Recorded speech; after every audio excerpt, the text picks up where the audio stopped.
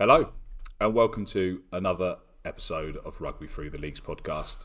This week we have managed to get Shawn Ingle on. He isn't wearing his trademark red Scrum cap that he wore all the way through the Rugby Europe Championships, but it's an honour to have him here, and it's a great opportunity to talk about Grassroots Rugby and Rugby Europe all at the same time. Because Shawn, for those that don't know, who do you play for in your normal club game? And obviously who you represent for Rugby Europe Championships, and thanks for being here. Yeah, no, thanks so much, Carl, for having me. It's great to be on the pod. I played for Maidenhead Rugby Club out here in Europe. Yeah, it's obviously been a journey with Simpson passing. Happy to be on the pod and keen to talk about Grassroots Rugby and everything about Rugby Europe. Yeah, brilliant. So how did you end up at Maidenhead? Because it's obviously Will Greenwood's over there. He's obviously pretty well versed in England rugby. Are you local to Maidenhead, or did you sort of stumble upon it? I'm not local there, so I kind of stumbled upon it. When I first moved over to the UK, I was studying a master's up at Cambridge University, and before that, I was at Melbourne, and my director of rugby had played for the Jesuits when he was playing in France professionally. And he said, when you go to the UK, you have to play sevens for Jesuits. So when I went over here, I got in touch, and the head coach, Moxie, I sort of asked him when I was finishing up at my year of Cambridge, what's going on? We were just talking about rugby, and he said, why don't you just come down to Spain and have a play? And that's how I joined the club, and I was starting a job here, just in working. So I'm not actually that close to Maidenhead, but it's only a 40-minute drive up the road. Yeah. Just decided to lock it there. It's been a great experience. So I'm guessing you're not originally an English native. Is that fair to say? Where'd you originally originate from then? That is fair to say, yeah. I was born and bred in Joburg in South Africa. Oh, okay. Nice. So when did you sort of make it across to English shores, and did you play much over in Joburg as well? Did you sort of learn your trade out there? Yeah, I mean, definitely learned my trade after Joburg. I was there for 18 years, so the whole way through my schooling career. So I played school rugby down in Joburg. I was at a fairly small rugby school, but we loved our rugby just like every school does, basically, in the country. And that's where I sort of played through the ranks. And after school, went to study in Australia. I was there for a couple of years, playing club rugby there and study. And about 2.5, 3 years ago now, I moved over to Spain. Been here since grade level. Nice. So how did the call up for Germany come about then? My grandfather's German, and Right. I've always sort of had a connection to Germany through him. I got a passport when I was in my teenage years, and then when I moved over to this side of the world, another friend of mine from Melbourne, basically, when he learned that I had a German passport, he said he knew the German sevens coach and told me that I should get in touch when I moved over. They usually sort of look scout for decent players knocking about, and I got in touch with the German sevens guys, and they invited me over for a training camp, which was an awesome experience. And then that weekend we actually went. They were like, by the way, we've got a tournament in Zimbabwe this week. Do you want to hop on a train and join us?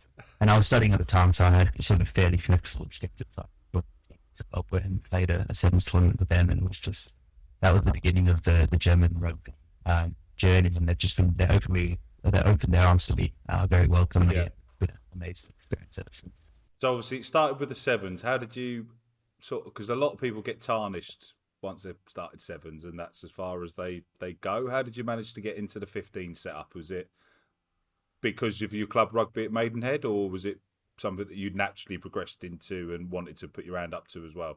Yeah, I mean, I've always been interested in both codes of the game. Yeah. Played a lot more 15s growing up. Sevens was something we kind of played as an autonomous little summer, and that was about it, really. And even though the opportunity first arose with Germany through the sevens, the head coach got in touch with me fairly soon after I started playing sevens and asked me if I was interested. I said, yes, definitely. That I just, once again, got invited to a training camp, and sort of the rest is history. Yeah, brilliant. And obviously, this Rugby Europe Championships hasn't probably gone the way that you guys expected. obviously we kept in touch over the period, didn't we? And there was a few games that even I messaged you and thought that was it. It's time, the result's going to come. And what's your sort of debrief? What did you feel that went wrong in the tournament? Because it could have started so well. That first sort of 20 minutes in Romania was pretty much on point, wasn't it? And we kind of didn't see that again until the first 20 minutes of the Switzerland game. Yeah. No, it's a tough one, and it definitely was a tough tournament. We in the last couple of years, Germany have done all right, sort of finishing sixth. And we're definitely expecting to do that or better. This year obviously was a pretty special one with the chance of qualifying for World Cup for teams that were up for it. So the boys were definitely up for it, and I think, like I said, we started really strong at that game, Romania. I just really struggled to put a full 80-minute performance in the whole tournament. Sort of were plagued by a few unfortunate injuries as well throughout the time, and we maybe just didn't have the 23 players that we needed to finish our games every week.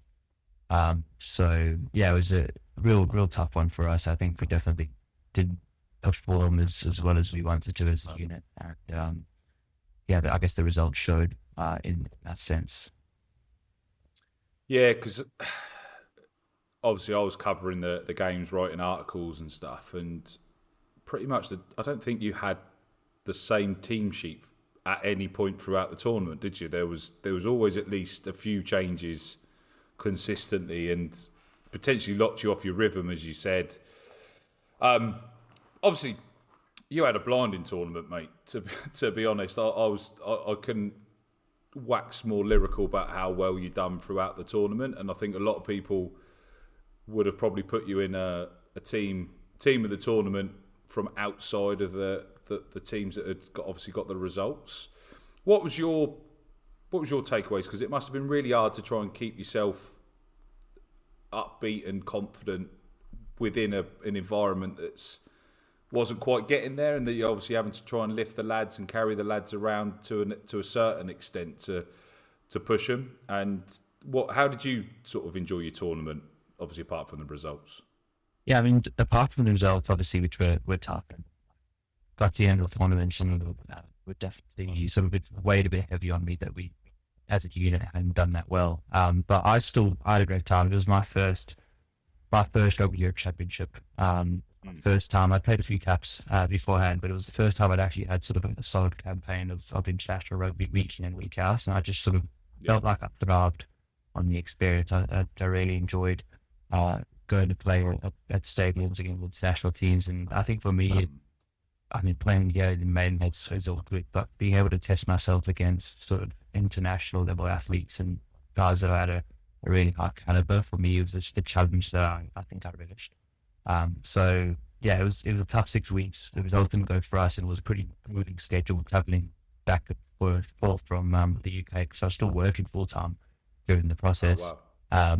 But even besides that, I was just sort of cloud nine to be playing international rugby and just keep and chopping at the bit for the opportunity. So for me, I was just sort of trying to do my best, and I felt like I played some decent rugby over the course of the tournaments and really enjoyed myself. Yeah, well, obviously the tackle stats sort of backed up how well you done in the tournament. Obviously, probably having to defend a lot more helped, because there was probably a lot more coming at you. So, how did that work then? Obviously, if you were working and then you obviously had games, because it was the start of the tournament was like every week for the first 3 weeks, wasn't it? Then we had a 2 week gap, and then we had another 2 week gap. Were you sort of having to be released sort of a Thursday, Friday before a game, or was there a longer lead in, or was it a case of this is your work on, can you go and do this before you come to camp on this date, or how did that work out? Yeah, so we normally had camp sort of starting on a Wednesday or Thursday, and a lot of the boys, because as a team we've got very few full-time pros, so a lot of the guys are all working as well, so we usually have training on sort of an evening on a Wednesday, Thursday type of thing, except for the first week where we had a full week operation. We needed to get going for that. Usually I'd fly over from sort of my Wednesday or Thursday, and then we'd have evening training sessions throughout the day. Luckily enough, my job allows me to work, so I was able to just work at mine. And then usually we travel to wherever the country is on Friday, and then it's just all rugby from that point. So I took had to obviously take a few days a week, which was fine to do. But yeah, typically then once Friday comes around, we're locked in, and it's all focused on rugby. And we had a few Sunday games, but gave us 2 days preparation before a Sunday fixture, and then fly back home on the Sunday night or the Monday, and then rinse everybody again. Out of the games you went and played and the places you went and played in the tournament, what was your favourite? What was the one that stood out? I think for me it was Portugal. I really enjoyed the Romania fixture, traveling away to Netherlands, but that Portuguese crowd in the stadium and just the experience of being in Lisbon for a game of rugby was really cool. There were a lot of people there. Yeah. It was just real noisy and just a cool experience. And even though we didn't play, we had a good 40, I think. Once again, we can have the best results in that. I felt like that was one of my better performances of the tournament. Yeah. Being able to play against some boys that were at the World Cup and really stood out against themselves. Obviously, Nicholas Martins was my opposite man. Just being sure you'd play against them like that was unreal. So I had a great time. Yeah. Yeah, and then there was obviously the 2 tries late on where they tried to play sort of jouet rugby as well, didn't they? And gave you a couple of points back. Yeah. But I had the pleasure of obviously going to the Iberian Derby, and the atmosphere, as you say, was different class. And I think sort of Portuguese rugby in that sense is a bit of an unearthed gem for how passionate they are as a group of fans. And as you said, they get together and it's they can make a fair bit of noise out of even a fairly empty stadium, because they're not quite massively full, because they pick the bigger ones. What was Friday Night Lights in Bucharest then? That must have been pretty impressive though. The first opening game of the tournament as well. Yeah, absolutely, and it's a pretty cool stadium. So that was definitely a great experience for me. So I mean, that stadium is not the biggest, and it was fairly full on the day. That was a very much experience opening day of the 20. Running out there, it was like, wow, this is now we've come to play, and I think that got the juices going, and really it's just also once again an amazing experience. Yeah, quality. We're gonna have to speak about that drop goal then, aren't we? Really, that was, I don't think anyone saw that coming. I don't think anyone thought Switzerland had that sort of drop goal in the bag, but what was the feeling after that went over? Yeah, I've tried to put that deep in the recesses of my memory and get it out of there, to be honest. But that was, I think, the most sort of heartbroken I felt after a rugby game I've ever played. Yeah. Because it felt like we were in control for the whole thing, and then like it just got being snatched away from us at the last minute, and it felt pretty cruel in reality. But yeah, so it was a low point for sure, and definitely something that I tried to move on from. Yeah.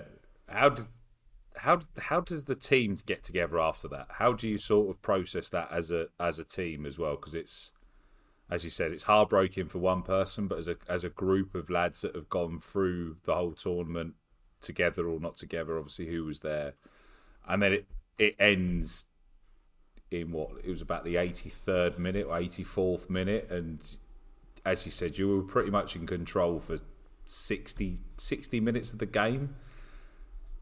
But those little bits had crept back in and let them in. And how did you guys come away? Did you all go away and just have to sort of lock yourself in a room, kangaroo court style, and just try and drink yourself to back to normality, or was it you sort of had to go and try and do other normal conventional things that other outside rugby people do? Yeah, more the latter, I think. Obviously everyone was in the same boat as me and super disappointed with it. And it's unfortunate because as the last game of the tournament, you sort of don't have a chance to rectify yourself until the next year. So there's a really big gap until we can really do anything about it as a group. But I think at the end of the day, we all sat together in the change room, had a chat about it, and reflected on the tournament and on how things didn't really go our way.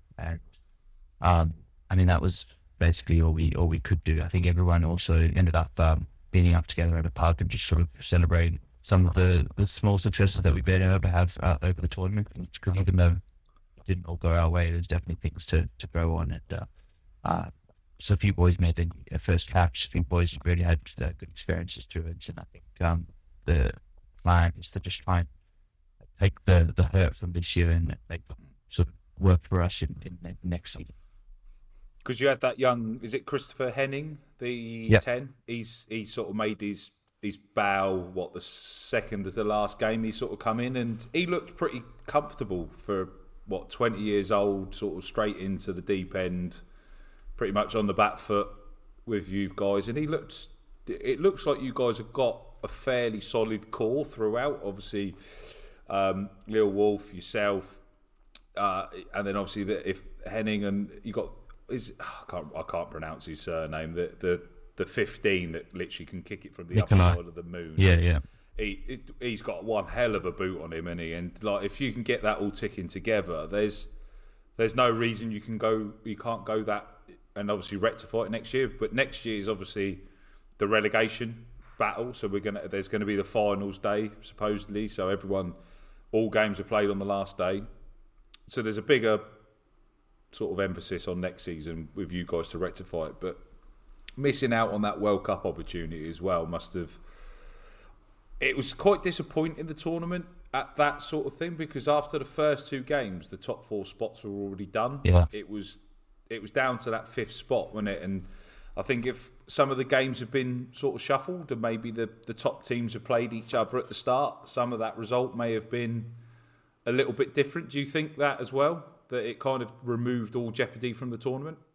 Yeah, a little bit for sure. I think, maybe if like you said, the order had been changed, it could be a bit more exciting. I feel like usually there's obviously a lot to play for as you go into the final rounds, but it felt like the team that made it sort of obviously celebrated, and that was sort of job done, bags.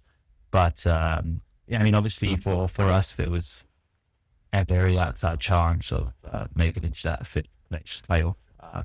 Once we got to the sort of end of the group stages. So I think for the teams like obviously Belgium, the Netherlands and ourselves, and maybe there was a bit more sort of still excitement to it and opportunity.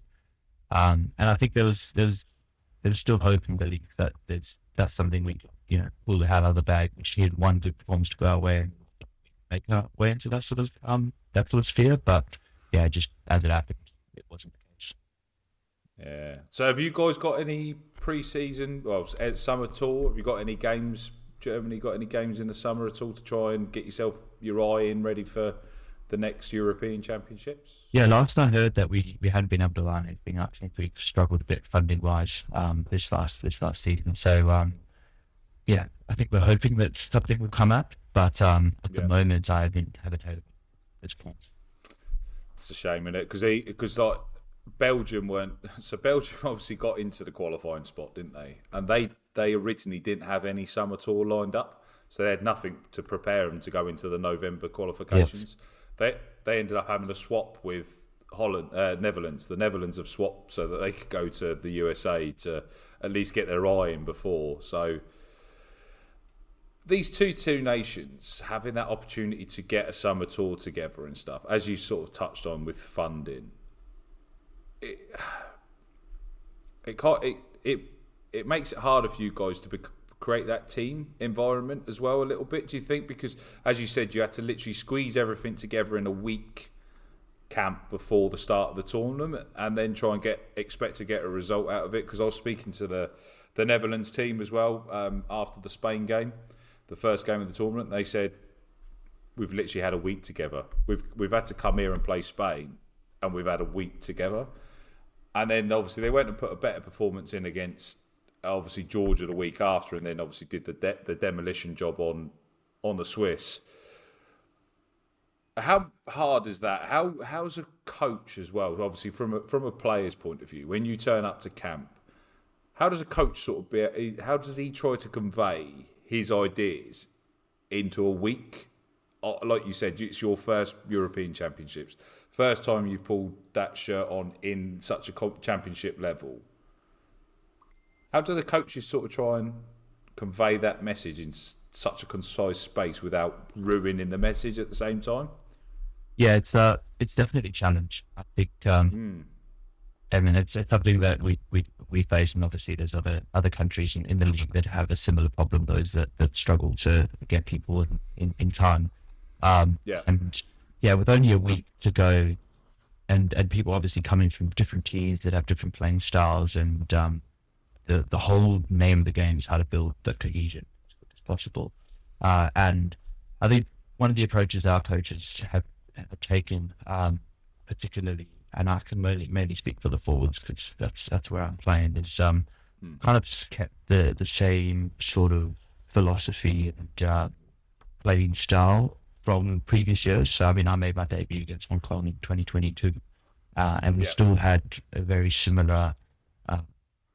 We've kept a similar game plan basically, and that at least creates a bit of continuity. Obviously, for lads that have never been in the setup, they've got to learn that from scratch in days, which is not the simplest thing.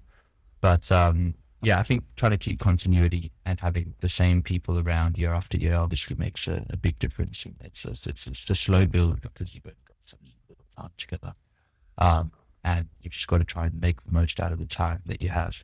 And often that sometimes means that you maybe would do more sessions that you might need to do normally. And I guess it's a balance between being physically driven and being actually, mentally across the game plan. So it's a tricky balance to get right. Do they have a lot of stuff sort of out in WhatsApp groups or on little tablets saying this is the game plays, etc., etc.? Because I've spoke to a few coaches and that's how they try to convey their message. Like, at an international level, you literally got a WhatsApp group with all the forwards. This is your line out jumps. This is this. Is that an option that they utilise as well to try and get everyone together? Yeah, that's pretty much it. Yeah, spot on. I think. Oh, really? It's the only way. Other than we had quite a few sort of, I guess, sessions like Zoom meetings to get in touch with each other and chat through things a couple months beforehand. The prep started a few months beforehand, even though we weren't able to physically meet together as a full squad. There was a core group that met every Sunday and trained together for a few months beforehand. The ones that were obviously close enough to Heidelberg that could make it. And other than that, the WhatsApp group definitely served as a source of information for us to just get across all the game plans, the lineup, the set plays, everything. There must have been a lot of pinned messages throughout that WhatsApp group just if you didn't keep losing all your line out plays. So obviously, when you went back to Maidenhead after your star-studded European Championship tour, how were the lads? Were they as the usual rugby lads, sort of making out you're an A-list celeb, sort of have a little bit of banter with you, or was it just back to normal business as usual? We've got to get on with this season. How did the season go as well? Yeah, definitely a bit of banter thrown about, but wouldn't expect anything less. And it was all very good natured. Very good to be back. I think it was obviously I told the lads I'd missed being there, and they'd missed having me around, and I ended up not playing a whole lot for Maids this season just because of all the Germany stuff. I think I only got just over half the games in throughout the course of the season. Because obviously over that period, I think it was like 8 weeks of missing out. But it was, still great to be back with the club. And I think this season we pretty much hit almost all of our targets. We were kind of in the midfield where we were really hoping to be. I think last year we struggled and were battling for relegation towards the end of the season, and this year we weren't sort of even in a shout of that. So I think for us that was a good step forward, and it brought in so many players, and as a squad just really grow. I think it's great to see. When I first joined Maidenhead a couple of seasons ago, we obviously had guys that were thrown into playing first grade rugby because we kind of had lost a bit of depth at that point, and now they're really making their names as sort of proper starting players and able to play at this level. So I think for me, as a sort of a slightly more senior player, because we've got a lot of young boys, even though I'm only 26, it's good to see the growth of the squad, and I think as a result it was a pretty successful season. Solid. Did they obviously when you come back? Did they sort of lean on some of the international plays, or did they sort of make sure you didn't teach anyone if they dropped in the pocket to let them kick the drop goal sort of thing? Was that was there was certain plays they didn't let you guys sort of anywhere near? No, we definitely. I think we've got our Maidenhead moves. Nothing changes basically. Nice. So obviously, as you said, you also dabble with the rambling jesters for the sevens. Have you got much of a circuit plan for the summer to keep you busy, or is it sort of you trying to play catch up from your day job because of all the time you had off with the German side? Yeah, it's a little bit of that. We signed up for Jess signed up for a couple of sort of midweek tournaments this year, which I'm not going to be able to get to because of the fact that it would be during the workday. Obviously, the London City Sevens last week that you were at was one of those. It looked like a really close tournament. Now, sad I missed out. Phenomenal. But was, yeah, obviously I got very limited leave and I want to actually have a bit of holiday this year, so I'm planning on saving that for some holidays. But yeah, so I'm actually not going to get too many run-outs for the Jesters. I missed a tournament not this weekend, but the one before because I've got a bit of a wrist injury that I'm still carrying from the Netherlands game, which I just needed to heal up for a few weeks. So this year, unfortunately, I'm not going to get too many for the Jesters in, but I definitely will get a couple run-outs for them. And yeah, very keen to get a few tournaments in. Nice. So, as I said at the start, you did pretty much have your red scrum cap was pretty much your trademark signal throughout the tournament, and then in the last game, I think you had to donate it to was it Lewis Ball or something because he got a head injury, and then the commentator kept mixing you two up as well, which was quite funny because nobody realised it had changed, and you're both just trying to nail everything that come at you. How did that become? Is that something you've always had a red scrum cap? Is that just you thought that's the one rather than trying to hide away from a ref? You're just going to try and make yourself look like a beacon and give him no option to only see you, or how did that one come about? Yeah, interesting question. I mean, first of all, it's always a privilege to be switched around to Liverpool, so it's good that I got competed with him. He puts in some big hits for sure. A really good player. But I think that's how his head got split open. That was why he was. Yeah, absolutely. He absolutely made a massive shot on the. He did. Well, he's obviously a big boy himself, and it was a huge collision from miles away, and that's how the head split open. And obviously, had to get that taped up, but he wanted a bit of extra padding, so I donated my scrum cap to him. But yeah, I've always worn a scrum cap growing up, so I've just probably something I've always done. And the couple of games that I haven't worn it, I still have my head split open as well. Just like tend to stick my head in a lot of dark places, covering over the ball or making tackles and whatnot. So I like to have a little bit of protection against a split scalp. But yeah, I've had different colours over the year, white. But yeah, red's just the one that I've had for the last couple of years. It definitely helps when commentators are able to see the red scrum cap. And yeah, just for now got even large feet games at Maidenhead. Mum and Dad watching over in South Africa, at least they can see the red scrum cap. So it's easy to get spotted that way. Nice. So obviously, as you said, Mum and Dad are back in South Africa. Have they managed to make it across to many games? Did they manage to sort of get it across to the Rugby Europe stuff, or is they planning for that next year? Are they? Or they weren't able to get across this year. Yeah.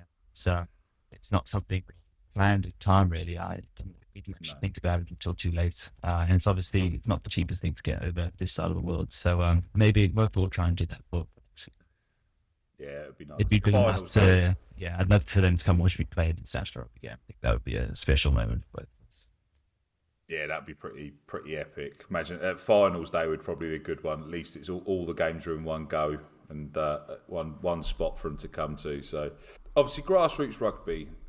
You've obviously been over here for a little while now. You've dabbled over in Australia. You've obviously been in South Africa. How does grassroots rugby compare between those three places? Obviously, over here, it's probably got one brand of rugby. You've got another brand in Australia. You've probably got another brand in South Africa. What's your comparisons of how the game is done in those three areas? Yeah, I mean, I guess there's lots of layers to that. And definitely as countries and playing styles, definitely find distinct differences between the three. Obviously, South Africa is traditionally known as sort of very much sort of pitching game, forwards dominated with big bodies around, and but at the international level. But I found that at like I said, schoolboy it was very much about sort of open running random rugby, and that was sort of my main experience there. Obviously, the schoolboy rugby scene in South Africa is just huge, and that's where all kids play. It's not much club rugby going on there. So I think a lot of people either make it into sort of the varsity cup sides and play university, and then either are in an academy and end up playing pro, or just kind of lose the rugby. It's not as strong a club game as you see, which is, I mean, maybe the strength and the depth of the club game here has been something remarkable. Obviously, there's so many clubs and so many people that just love to run around no matter what level they're playing at. They just love to have a game of rugby. There's a very rich old club rugby culture here, which is pretty special in the UK. So I mean that's a big difference I noticed between South Africa and the UK. And then in Australia, it was obviously rugby is, I think it's only the 6th or 7th biggest sport in the country there. So for a country that does pretty well at it, it's definitely not a popular thing, particularly where I was in Melbourne. I didn't know this at the time when I moved there, that it's not even that well known at all. So for me, the rugby experience in Melbourne was really interesting, because I moved over there expecting it to be this big thing, but it's actually a bit of a niche sport with quite a small rugby community, similar to what it might actually be in a lot of the tier 2 nations in Europe, actually. But as a result, it was a super close rugby community. Lots of people from outside, so the islands, South Africans, Irish, Kiwis playing it around there. It was just that was an amazing experience. And obviously the Aussies love to play a very open brand of rugby with a lot of brand rugby. And I found that particularly, I played one season at Shoot Shield for the Wildfires. I moved over to Sydney for a season during COVID, and that was a very fast, open brand. Seriously high quality. The Melbourne comp, where I played most of my years there, was slightly slower, with bigger boys, lots of very, very large Islander lads running around. And that was the most physical comp I've ever played in. I think that's prepared me well for stepping up to the international stuff, where the guys are slightly bigger than obviously what we played in Maidenhead. But I've definitely faced it all before in Melbourne. Yeah, I was about to ask that as well. So obviously, stepping from, a lot of people say there's a big gulf between club and international rugby. How did you? Obviously, you played international for a little while now.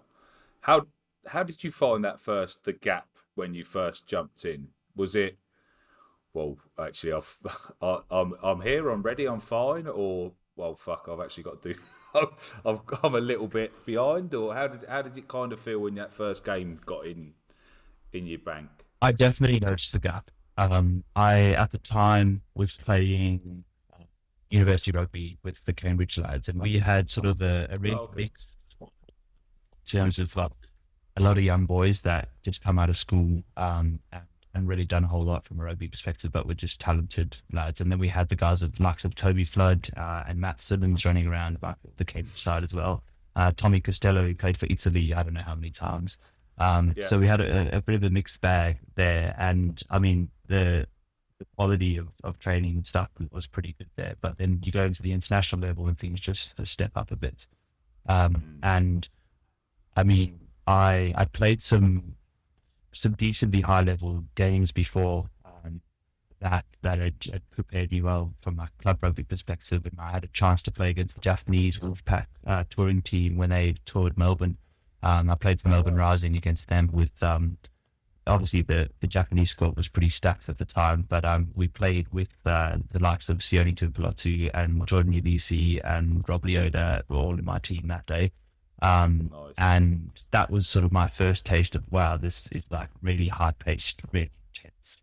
This is what it's like to play at that level. But then when we ran out against that Hong Kong side that were a pretty good outfit at the time, was for my debut. It was another, like, oh my gosh, this has just hit me that it's just way faster. The collisions were big. There was just no room for error. You make one small mistake, or your technique's just slightly off, and you either get driven back 5 meters in the tackle, or you'll miss it. So it's definitely it was a bit of a shock. And at first it was like, well, I've been playing a little bit low. This is a step up, but then the sort of hunger comes in. I think I could be good enough to do the first level, so I'm just going to relish the opportunity and give it a crack. Yeah, brilliant. How long did it take you to then sort of feel, not I wouldn't say comfortable, but that you got yourself into a position that you knew what the game was and what you had your work ons from? How long did that sort of take you? Like 5 games, 10 games? What's the usual time period that you thought? Yeah, I mean, I've only played 8 caps now, actually. Oh.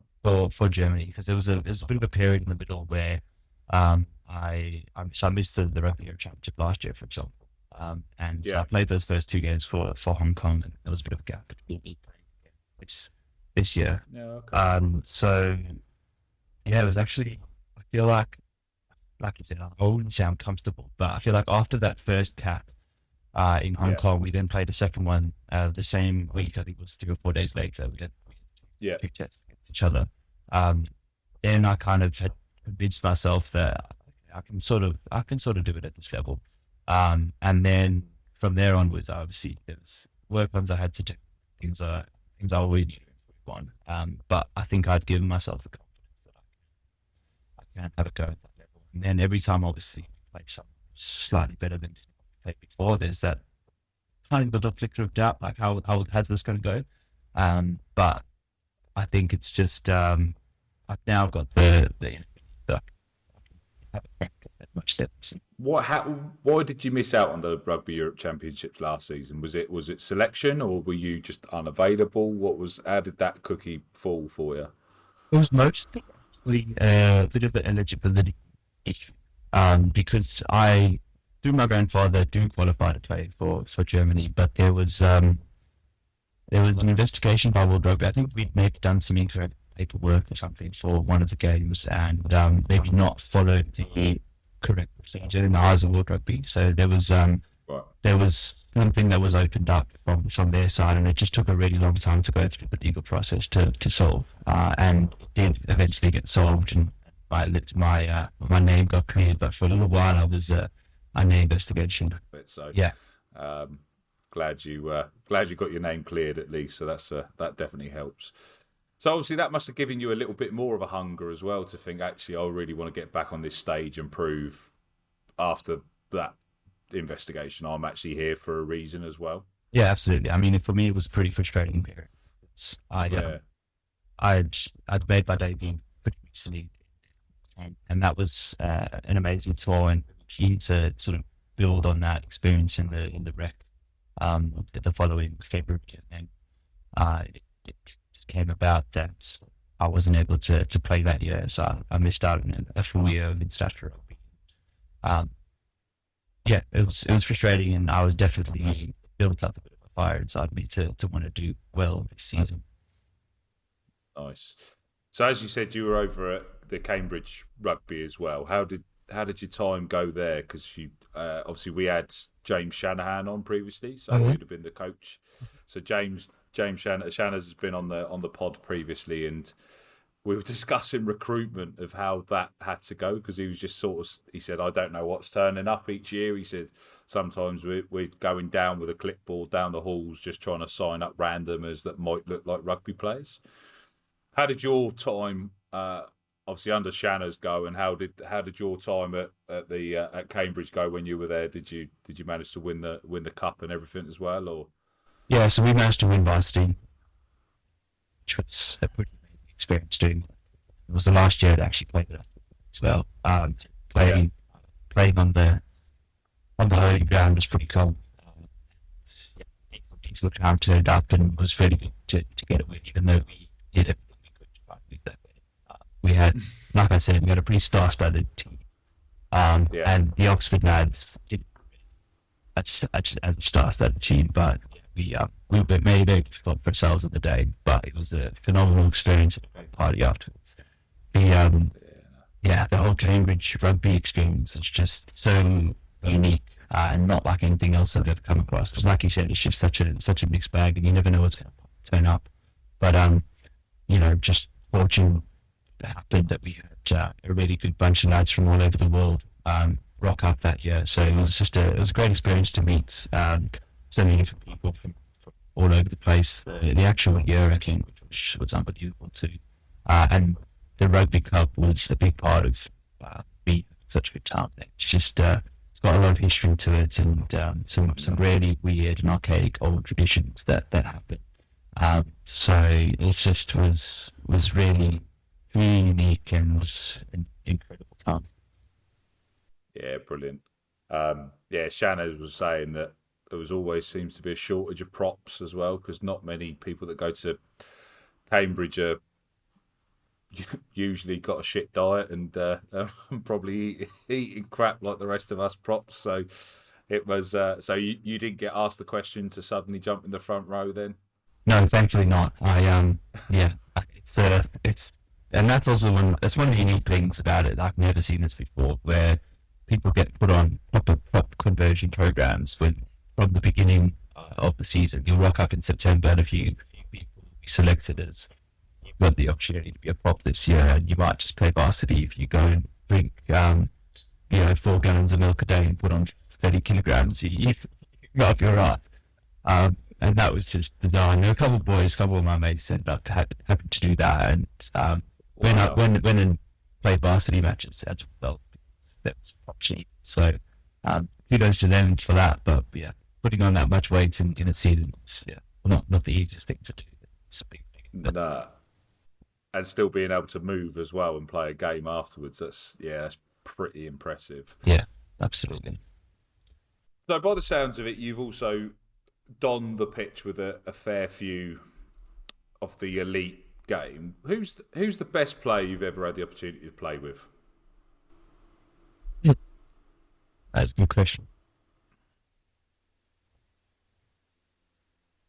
I think, it's interesting because, like I said, I haven't played with that many superstars, but I had a few cool experiences when I was in Australia, and that one game against the Japanese backside, we had a pretty decent side. At the time, were actually guys that were in the Rebels development set up or were coming back from injuries, but then went on to do pretty cool things. And I'd say, and I think the likes of Toby Flood would be sad at me saying it's not going to be him, because playing with him was also an amazing experience. But he was, and don't tell him I said this, maybe just slightly past his prime when he was at Cambridge. But when playing with Sione took the last when I was in Melbourne, he at the time was, like I said, in the Rebels development squad, but always a very exciting player. And I played with both him and his brother at the time, and we always used to face up against each other in the Shield competition. So nice. To see him then take off like a rocket ship when he moved to Scotland and then do so well for himself was awesome.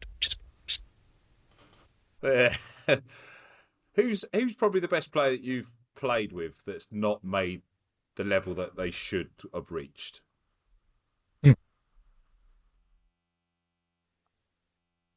Interesting. That's a good question. I'd say at schoolboy level, I played with a couple of guys that came over from Zimbabwe and came to my school, which is really good lads and amazingly talented players. And in particular, we had this one bloke on the wing, Shinji, who was, I don't know, like 10 flat, 100-meter runner, really big, strong guy, scored a million tries for us every year. And he went over to the States and dabbled in American football and the seven stuff there. And, I think he's still just having a good time playing sevens round. But I definitely expected, I don't know if he was really serious about rugby. He was just so much phenomenally gifted. Pleasure running around school. So, and obviously, some people I've asked that question to a few now, and a lot of people have said some people are just happy with what they've got in front of them. They've got no aspiration to go any further. They're happy with how they're playing rugby, and that they get to play rugby with their mates, and that's that. But some people look at them from outside in, and you think you could have gone like beyond and on and on. So that's quite interesting. That. What's the plan then? Obviously, Maidenhead, as you said, you're 26.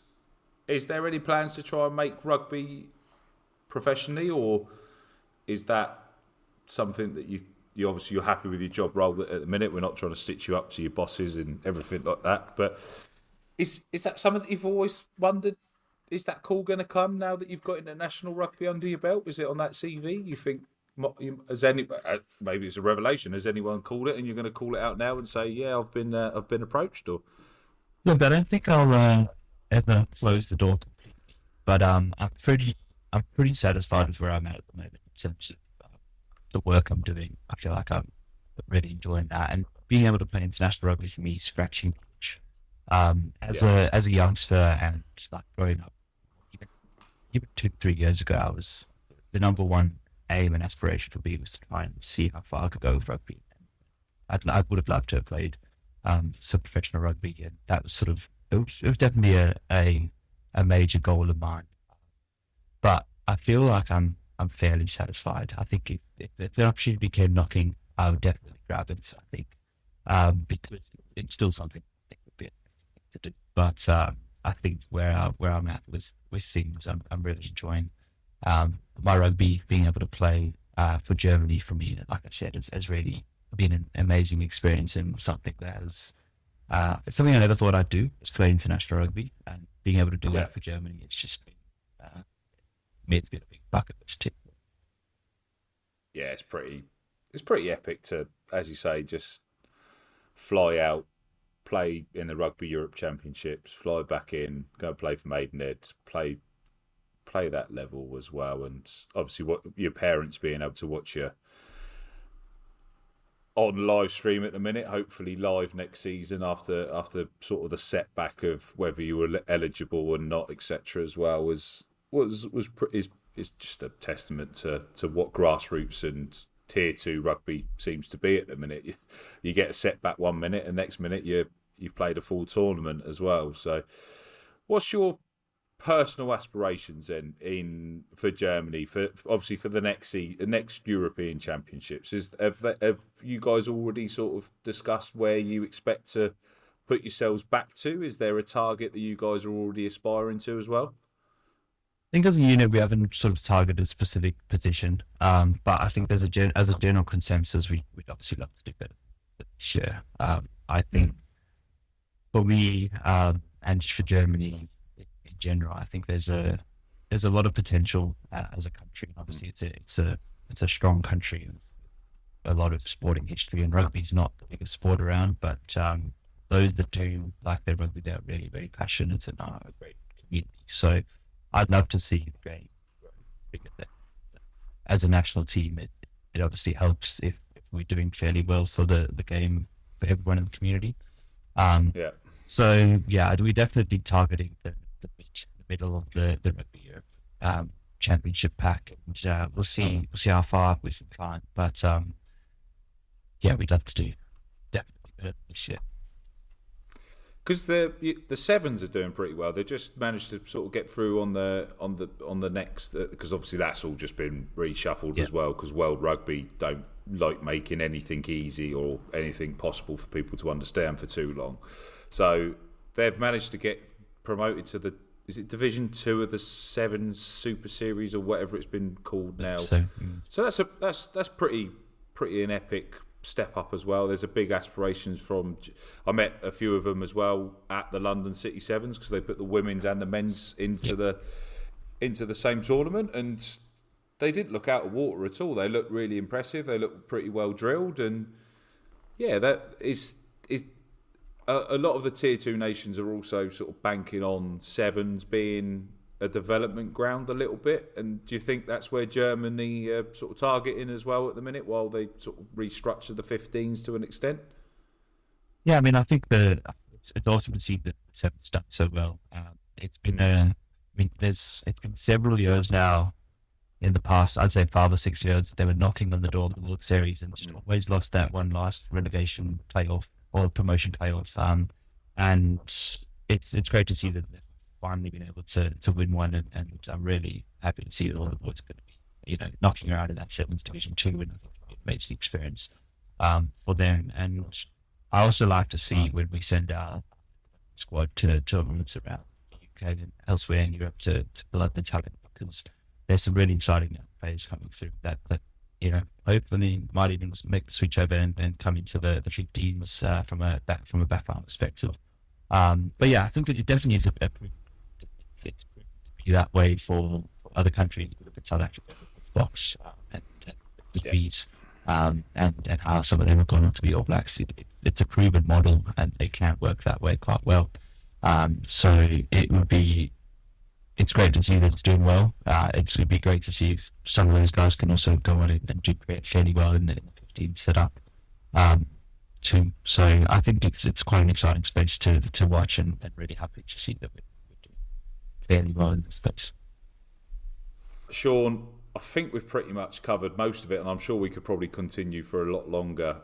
Hopefully we can get to actually meet in person at the next Rugby Europe Championships. I know there was hopeful that it was going to happen this year, but didn't quite work out for it. But Shawn, I just want to say thank you for coming on, mate, and obviously highlighting the Tier 2 nations as well, the Rugby Europe Championships, your journey, and obviously Maidenhead Rugby Club, where they've been and where you've been. As it's, by the sounds of it, you've got a pretty epic story, and we've managed to cover it, and I really appreciate you coming on, mate, as well. Yeah, no worries at all. Thanks so much for having me. It's been So, everyone, thank you so much for joining us. I hope you really enjoyed Shawn's story through Rugby Europe Championships, obviously Maidenheads, Australia, South Africa, Cambridge Rugby. I think we've pretty much covered everything as well. So, I know this one has managed to jump up the list because I fucked up the recording from the Rugby Roots episode, so this is now going to jump forward a little bit, and now next week we are actually going to do the Rugby Roots episode. So for those that have wanted to subscribe, follow, like, comment, do all of that, so you can make sure you keep up to date with all our current guests, episodes, and everything like that. And thank you for joining us. Cheers and goodbye.